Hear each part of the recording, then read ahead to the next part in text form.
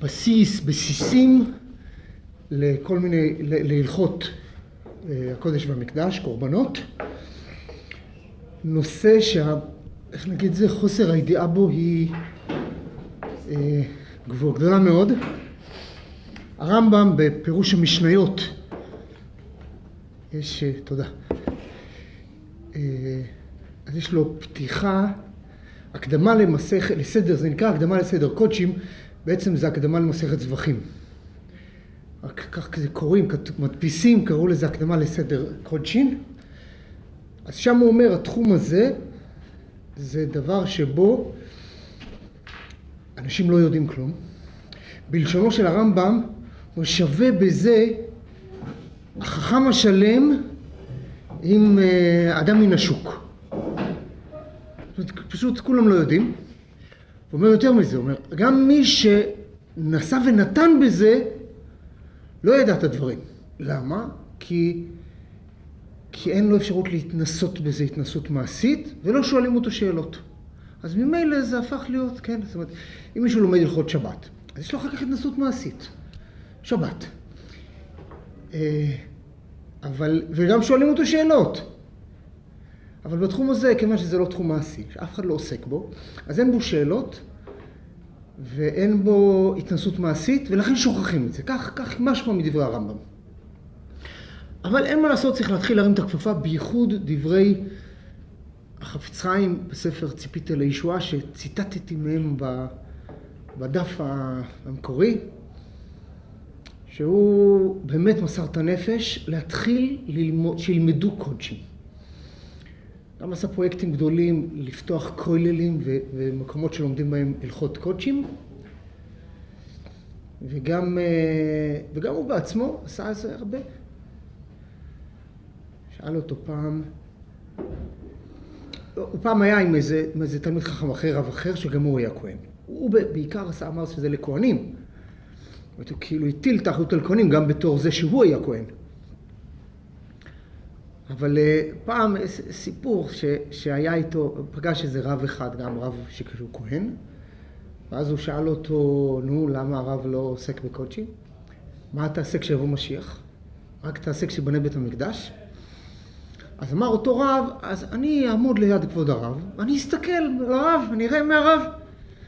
אמר לו החפץ חיים, אם לא למדת, אתה לא תבין מה אתה רואה. אם לא למדת את זה, גם תראה אותי עושה כל מיני דברים, לא תבין מה אתה רואה. כן, זה דבר כל כך עמוק.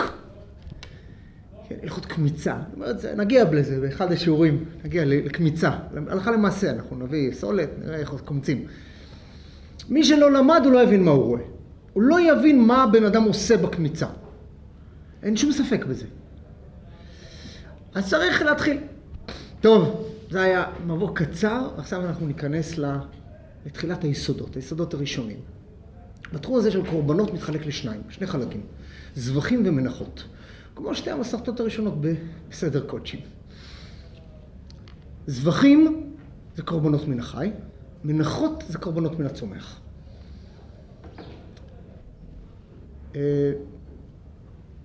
בזבחים ובמנחות, כשר להביא קורבן זבח מ5 סוגי בעלי חיים. בקר, צאן שמתחלק לכבשים ולעיזים, תורים או בני יונה. תורים, כן, זאת אומרת, תורים או יונים לצורך העניין, כן, תורים כשהם בוגרים, יונים כשהם צעירים, בני יונה. זה 5 הסוגים שמהם אפשר להביא בעלי חיים למזבח. באופן מקביל, גם במנחות יש לנו 5 סוגים של צמחים, לא בדיוק, אבל בערך. עוד מעט אני אגיד למה לא בדיוק, שמהם אפשר להביא מנחות, זאת אומרת קורבנות מן הצומח. חיטה, שעורה, שמן זית, לבונה. בגלל לבונה אמרתי לא בדיוק, כי לבונה זה שרף שמופרש מעץ. זה מן הצומח, אבל זה לא כאילו זה לא בדיוק, זאת אומרת, זה כן צמח, זה שרף של הצמח, שרף שמופרש מעץ, ויין. יין לנסחים, יין זה קצת יותר מורכב, הוא לא בדיוק עולה על האישים, היין לא עולה על האישים, שאר הדברים עולים על האש, אבל בכל אופן, גם הוא נקרא חלק מהמנחות. בעולות, כל העולות ציבור, וגם כמעט כל מנחות היחיד, ביחד איתם מעלים איתם מנחה. המנחה זה סולת, בלולה בשמן ויין. כמו שאנחנו אומרים במוספים, בנוסח של תפילת המוספים, כן? ומנחתם, 2 עשרונים לפר, 10 לכבש, 3 עשרונים לפר, 10 לכבש, 2 עשרונים לעיל, ויין כנזקו. אז זה אמרנו, הסוגים של המרכיבים את המנחות ואת הזבחים. עכשיו אני אתחיל את הדבר הבסיסי ביותר, שהוא מה שנקרא בשפת חז"ל, המתיר. הוא הדבר היחיד שגם בו חשוב המחשבה. בשביל להקריב קורבן על המזבח, נתחיל מעולה. עולה זה הקורבן הכי פשוט, גם נגיד תמיד של שחר, תמיד של בן ארבעים, 2 כבשים ביום זה עולות. כמעט כל קורבנות הציבור זה עולות. יש מעט מאוד חטאות ציבור, אשם אין אשם של ציבור, ושלמים ייחודים מאוד. יש פעם אחת שמביאים שלמים של ציבור, שזה 2 כבשי העצרת שמביאים אותם עם 2 הלחם, שזה שלמי הציבור היחידים שיש. אבל אנחנו מתחילים בעולה, ואחר כך אנחנו נדבר על סוגי הקורבנות, כי אני לא אמרתי 4 סוגי קורבנות, אבל לא, אני אעמיס עליכם יותר מדי דברים, אתם גם לא תזכרו, כן? עולה, חטאת, אשם ושלמים, אבל לא ניכנס לפרטים האלה. אז נתחיל מעולה. עולה היא מוקטרת כולה על המזבח. חוץ מהאור. זה הדבר היחיד שהאור לכהנים. אבל בשביל שתהיה מוקטרת על המזבח צריך לזרוק את דמה. זריקת דם זה נקרא המתיר. אני אסביר את זה, אני אסביר את זה אחרת. אני אסביר את זה על שלמים. נגיד אדם מתנדב שלמים. אדם שמתנדב שלמים, או נדר שלמים, אז הוא עכשיו מביא קורבן. הקורבן הזה, יש בו חלק שמוקטר על המזבח, האמורים, חלק שנאכל לכהנים, השוק והחזה, וחלק שנאכל לבעלים, כל השאר. כל שאר בשר נאכל לבעלים. למשל, פסח זה סוג של שלמים, קורבן פסח. יש פה 3 סוגי אכילות. בבשר השלמים יש 3 סוגי אכילות. יש משהו שנאכל על האישים, שזה האמורים. יש מה שנאכל לכהנים.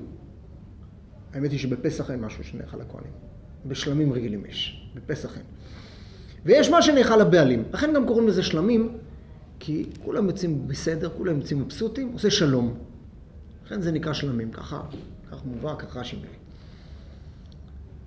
אז עכשיו, בשביל שהבשר יהיה מותר, להאכל לבעלים, ולהאכל לכהנים, ולהקטיר את האמורים על המזבח, צריך משהו להתיר את זה.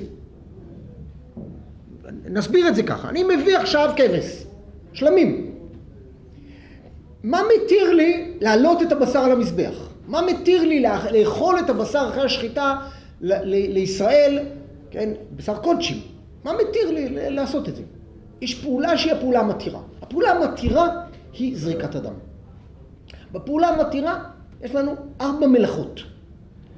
שחיטה, קבלת הדם, הולכת הדם למזבח וזריקת הדם למזבח. 4 המלאכות האלה זה המלאכות שהן נעשות במתיר. המתיר זה הדם, דם הנפש שצריך לזרק על המזבח. כלומר, מיד בשחיטה צריך כהן עומד ליד השוחט, והשוחט, זה שחיטה קצת שונה משחיטה רגילה, משחיטת חולין, כי השוחט הוא מיד לוקח את הוורידים של הדם, זה אותם ורידים שיוצאים ישר מאבי העורקים ועולים אל המוח, זאת אומרת שני הורידים בשני צידי הגולגול, הצוואר, ומכניס אותם לתוך המזרק. וזה שופך שם, משהו כמו, כן, ליטר דם בערך, בצאן אני מדבר, בכבש, בטלה. מה הגודל של מזרק? מה הגודל של מזרק? אני לא יודע אם יש מגבלה לגודל. בפועל המזרקים שעושים זה משהו כמו ליטר, בערך בגודל של נטלה, כאילו מבחינת התכולה של זה. עכשיו, צריך להיות שם דם הנפש, גם אין כמות, אין כמות. משהו מדם הנפש זה מספיק. אם משהו מדם הנפש יש שם, ואותו משהו נזרק על קיר המזבח, הותר הקורבן. מה זה הותר הקורבן? הותר זאת אומרת שאפשר עכשיו לאכול אותו, להקריב אותו, לאכול אותו לכהנים, מה שנאכל לכהנים, ואם זה עולה, אז הכל עולה למזבח, הכל הותר עכשיו להקריב אותו למזבח. אם בדרך הכהן נפל, החליק, נשפך לו הדם, לא הגיע הדם למזבח, לא נזרק דם על המזבח ואין עוד דם נפש, אין מה שיזרק, הקורבן לא יכול לעלות למזבח, לא יכול להיאכל עם זה שלמים, הפעולת ההתרה לא התבצעה. אז הוא, כן, מוציאים אותו לשריפה. מוציאים אותו לשריפה. אין, אסור באכילה, אסור בכלום. עכשיו, מה? אם יש עוד דם נפש, אם זה נשפע, ועוד יש דם נפש, דם נפש זה דם שהנשמה יוצאת בו. זה רק יכול להיות במקרה שהבהמה מדממת, לקחו דם, הכהן התחיל ללכת, נפל, מהר לקחו עוד דם. קצת, אם יש עוד דם נפש אפשר. אם יש עוד משהו דם נפש שאפשר להוציא מהקורבן ולזרוק, זה יהיה בסדר. אבל אם לא, אין התרה. אין התרה. עכשיו, כל המחשבה בקודשין שאוסרת היא רק במטיר.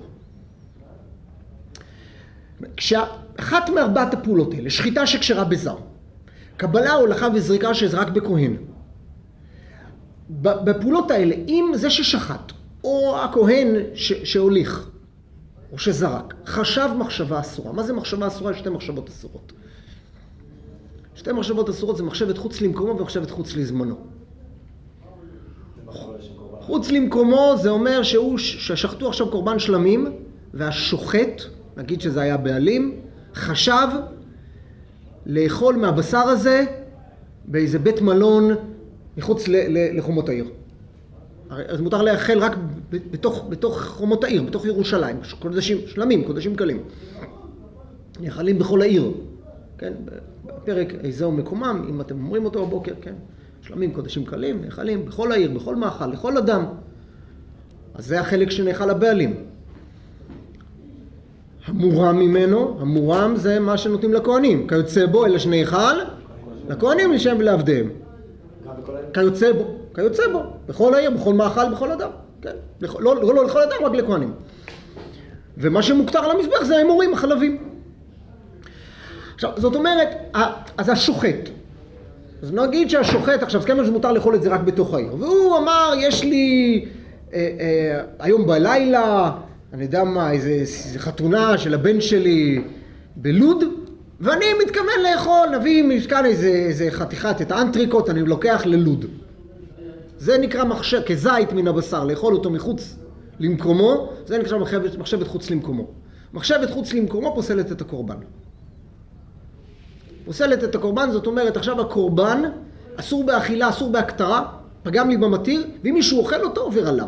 צריך גם לכוון למקומו? כאילו ביעשה טוב כזה? לא, לא. ויש מחשבת חוץ לזמנו. מחשבת חוץ לזמנו, שלמים נאכלים ליום, לילה ויום. יום זבחכם וממחרת. שלמים רגילים. אז אם הוא חושב לאכול מזה בלילה הבא, זה כבר מחשבת חוץ לזמנו. בסדר? אז אם אחד מארבעת הפעולות של המטר נעשתה תוך מחשבת חוץ למקומו, הקורבן נפסל. ואם היא נעשתה עם מחשבת חוץ למקומו, הקורבן יתפגל. פיגולו לא ירצה, האוכלו בכרת. בסדר? היכולת לפגל או לפסול את הקורבן היא רק עם המתיר. יש עוד מחשבות. יש עוד מחשבות שהן מחשבות פוגמות. הן לא פוסלות, אבל הן פוגמות. למשל, הוא התבלבל. הוא שחט את הקורבן, וזה כהן שם עובד בשחיטה, ובא מישהו עם שלמים, והוא שחט, אז הוא חשב שהוא שוחט את זה בשביל אשם. שמישהו לפניו בא עם אשם. במקום לשם שלמים, שחט לשם אשם. עכשיו הקורבן נפגם. מה זה נפגם? מותר לזרוק את דמו, מותר להקטיר אותו, מותר לאכול אותו כמו שלמים. אבל הוא לא עלה לבעלים לשם חובה. כל השלמים שנשחטו שלא לשמם, כשרים, אלא שלא נעלו לבעלים לשם חובה. משנה הראשונה במסכת זבחים, אני חושב שראשונה או שנייה, התחלת פרק ראשון שם. זאת אומרת, אם הוא התחייב, אם הוא נדר, אז הוא חייב באחריותו. אז צריך להביא עוד אחד. כן, לא, מה עכשיו, מה הוא יעשה? מי ישלם את הנזק?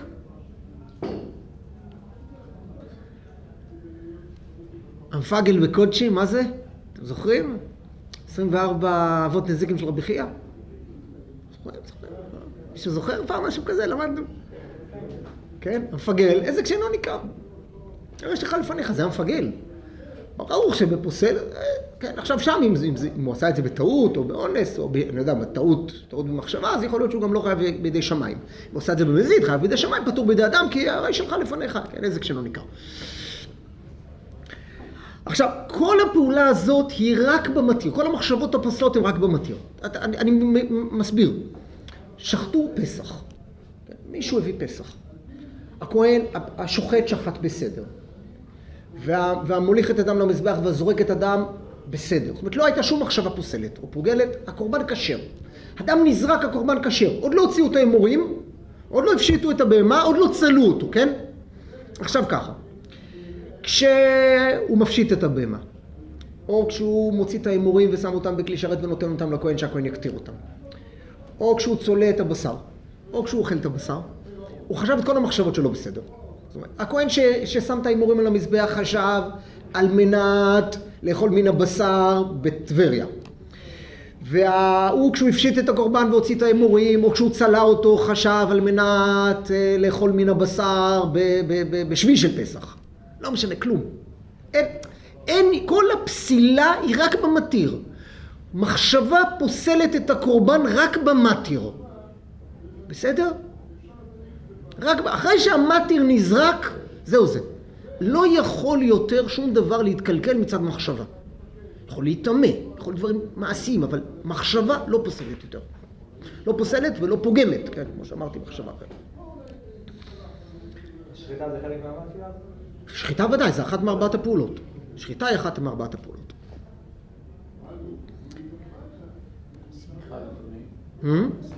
סמיכה זה שיערי מצווה, לא פוסל כלום. כל השיערי מצווה לא לעיכובה. אפילו אם לא סמכו, לא לעיכובה. שחיטה, הולכה, זריקה. שחיטה, קבלה, הולכה וזריקה. לפי דעת רבי שמעון במשנה, הולכה לא פוסלת. מחשבה פגומה בהולכה לא פוסלת, כי יכול לעשות את זה בלי הולכה. כי אם שחט קרוב למזבח, אז הכהן מקבל את הדם וזורק בלי הולכה. אבל אנחנו פוסקים כתנא קמא שגם הולכה פוסלת. אם הייתה הולכה, אז מחשבת פסול או פיגול, פסול חוץ למקומו, פיגול חוץ לזמנו, פוסלת או מפגלת גם בהולכה. כמו שזה בזבחים, כך זה במנחות, אחד לאחד. במנחות יש לי גם כן 4 פעולות במתיר.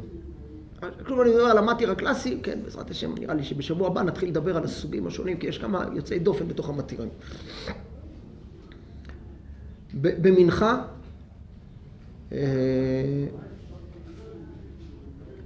אדם מתנדב מנחת סולת. אם הוא יתנדב מנחת סולת, הוא צריך להביא עיסרון של סולת, בלול בשמן, ועל זה קומץ לבונה, וזה שמים בכלי שרת, וזה נותנים לכהן. הכהן עושה שם פעולת קמיצה. הוא קומץ מן המנחה, מן הסולת, ושם את זה בכלי שרת אחר. אל הקומץ של המנחה, שהוא שם בכלי שרת השני, הוא אוסף את כל הלבונה. את כל הלבונה שמים במקום אחד על הסולת, שאפשר יהיה ללקט את זה בקלות, ומלקטים את כל הקומץ של הלבונה לכלי השרת. עכשיו יש לי בכלי שרת את הקומץ של המנחה ואת הלבונה. את זה... קומץ של לבונה? לבונה, שמים קומץ של לבונה, אבל קומץ בלבונה זה לא לעיכובה. במנחה הקומץ הוא מדויק, בלבונה זה צריך להיות יותר מקורת ופחות משני קמצים. בפשטות שמים קומץ, אבל...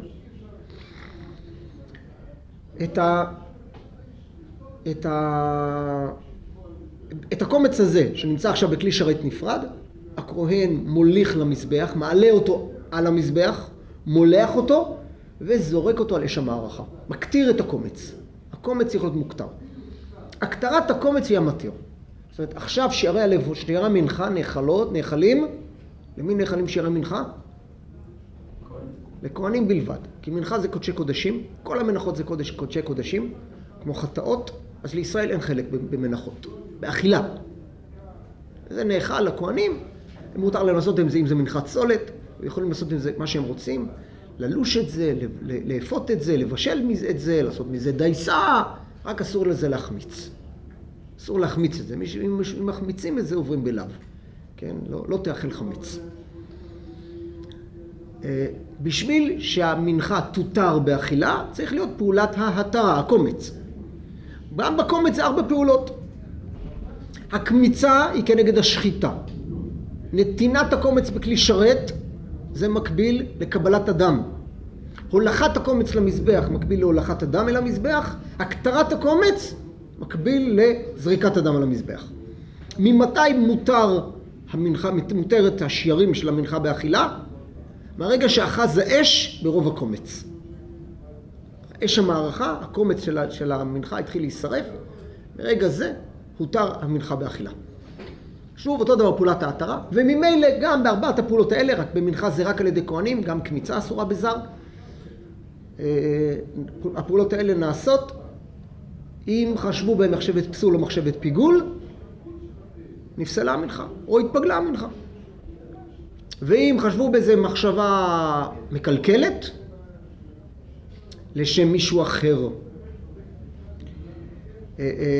לשם סוג אחר של מנחה, זו סוגיה שלמה בגמרא במנחות.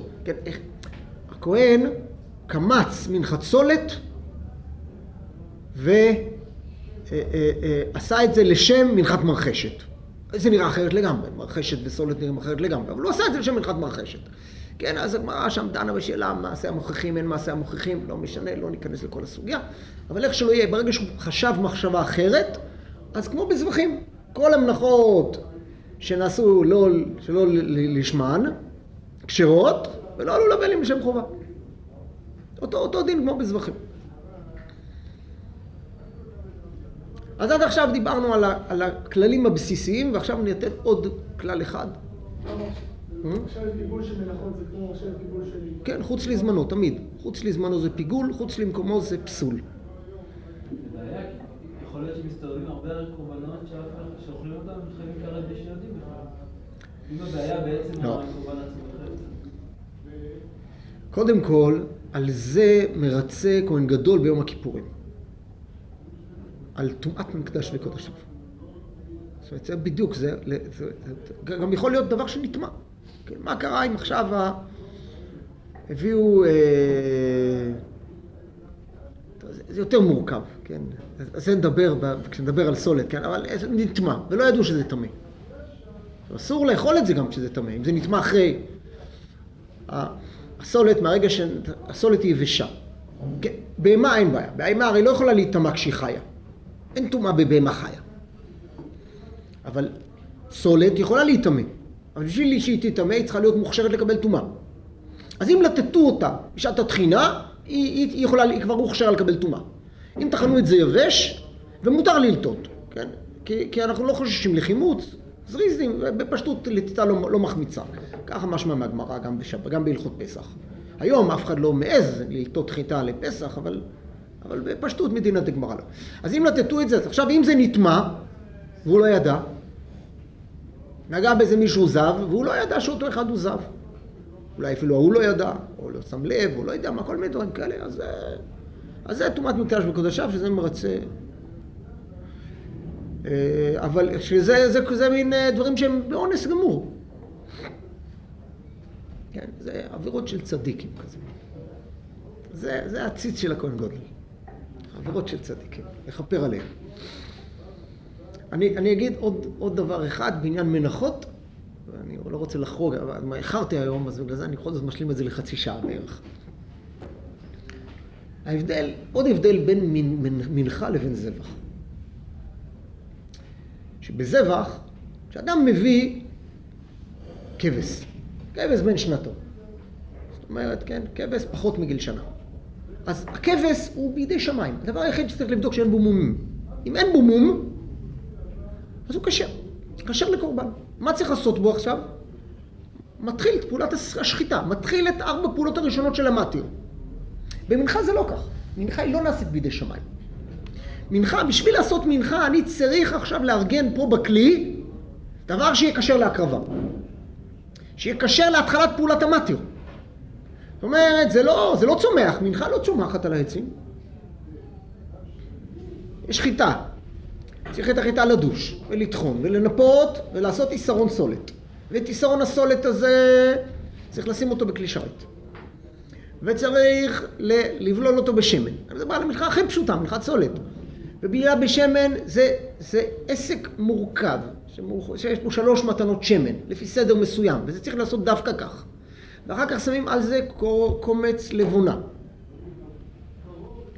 וגם את הלבונה, צריך להביא לבונה, ולשים אותה.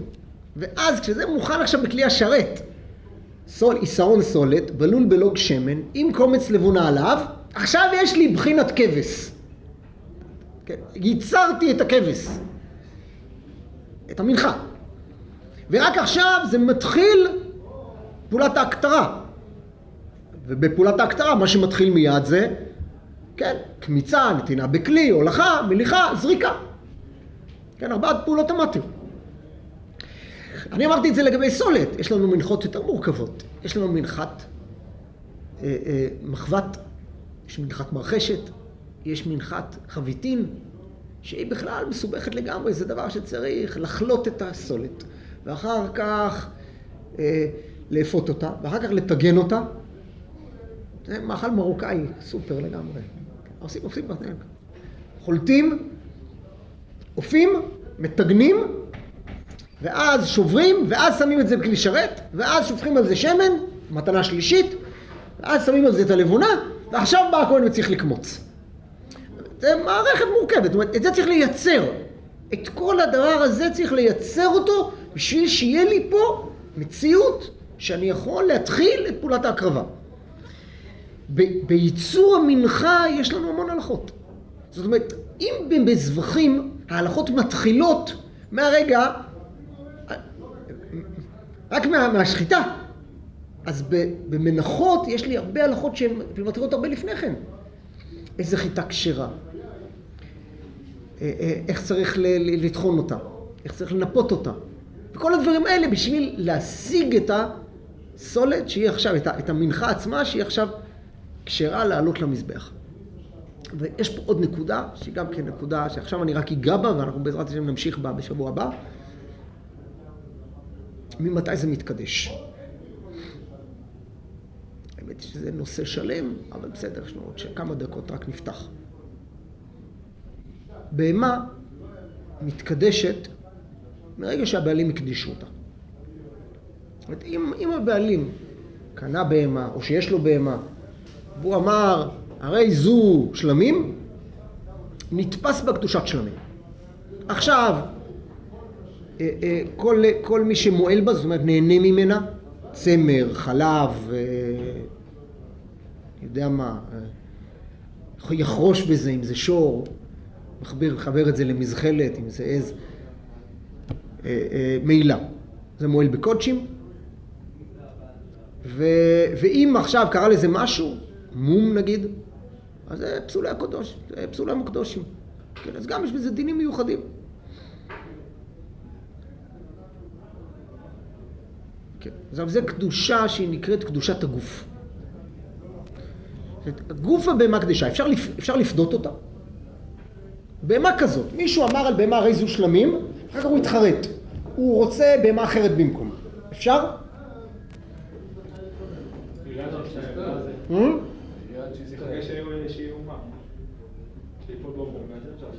אם יפול בו מום, אז הוא יהיה מפסולי מוקדושים. אבל באופן פשוט, לפדות אותו בכסף אפשר? אי אפשר לפדות אותו בכסף. כי הקדושה שנתפסה בו היא לא קדושת דמים, אלא קדושת הגוף.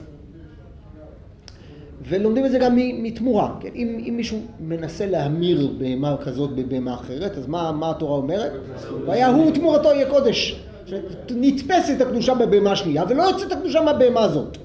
והבהמה הזאת לא יכולה לצאת קדושה. הוא כבר קדוש קדושת הגוף למזבח. הדבר היחיד שאפשר לעשות איתו, זה להעלות אותו למזבח. אם ייפול בו מום, אז זה סיפור אחר. אבל אם לא ייפול בו מום, רק להעלות אותו למזבח. ממתי סולת נתפסת בקדושת דמים? בקדושת הגוף. אז בסולת יש לנו שני שלבים. נגיד ככה. זה לפני סולת, לא סולת. אני יודע מה, יש לי עט. שווה כמה שקלים, לא יודע, לא הרבה, אבל שווה כמה שקלים.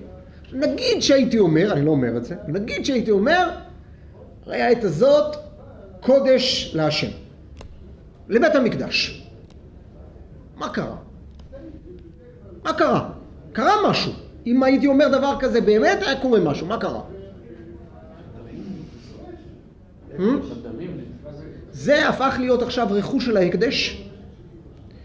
ואם מישהו רוצה לפדות את זה מההקדש, אז הוא צריך לשלם לפי שומה את שווי הדבר להקדש בדמים. הדמים נופלים לבדק הבית, זה נקרא קודשי בדק הבית או קדושת דמים. וזה יוצא לחולין. ואם אני רוצה לפדות את זה, אז אני מוסיף חומש.